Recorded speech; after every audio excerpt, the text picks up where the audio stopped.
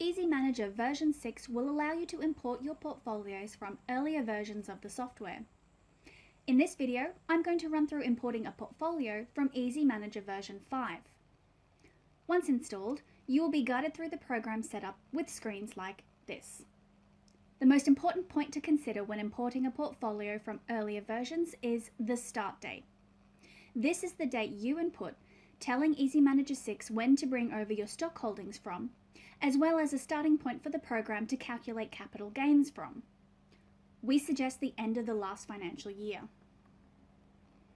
Let's start.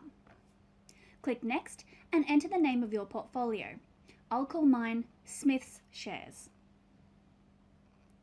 Check the other details are correct, including tax entity, as the tax implications are different between each of the various options, and EzyManager will work these out for you. I'll leave mine as share investor, then I go next. Now remember, we're importing from an earlier version of EzyManager, so when asked, do you want to populate your portfolio with existing holdings? Click Yes. The start date by default is at the end of the last financial year. You can set this date back earlier, but this would then require manually confirming imports and entering activities that weren't imported. A very time-consuming process depending on how far back you go.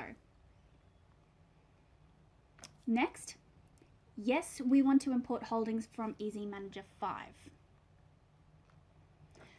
Click Select Import File to navigate to the directory your portfolio is in.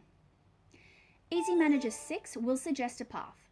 The one I'm looking for is here under my stock trading software, Ezy Professional. When you see your portfolio, select Open. This screen is important.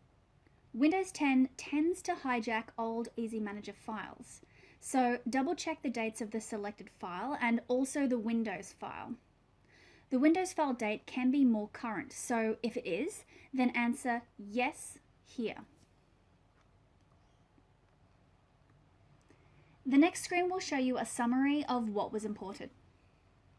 The program imports stock holdings at the start date and then populates any buys, sells, and dividends from that date, which you will need to check and confirm once the program opens. So then click Next. This screen handles the members or owners of the portfolio. If you answer no, you can always add someone later on. I'm going to answer yes. Click on Add to add a member. I am adding John Smith and Mary Smith. Note they are given equal ownership percentage.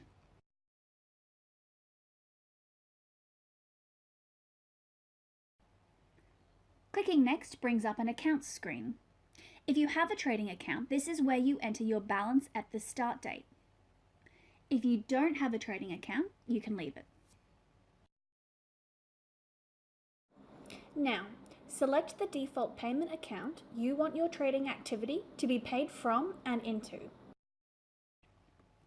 Next, these are the holdings that were imported from EzyManager 5 at the 30th of June. Check to see that you agree with the holdings. There's add and remove buttons here if you see any discrepancy.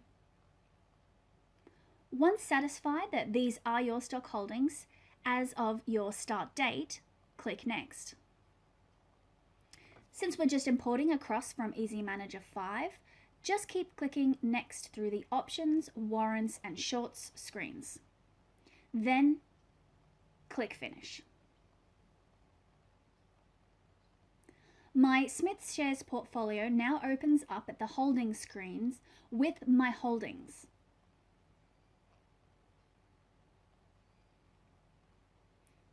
Any activity, such as buys, sells, and dividends, since the start date, will need to be checked and confirmed.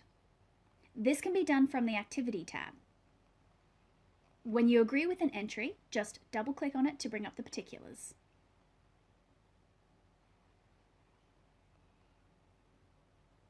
Then click Save. It is now confirmed. Congratulations, EzyManager 6 is set up and ready to go. Now watch the next video, How to Navigate EzyManager 6. This will help orientate you with the program interface and explain the different features. Thanks for watching.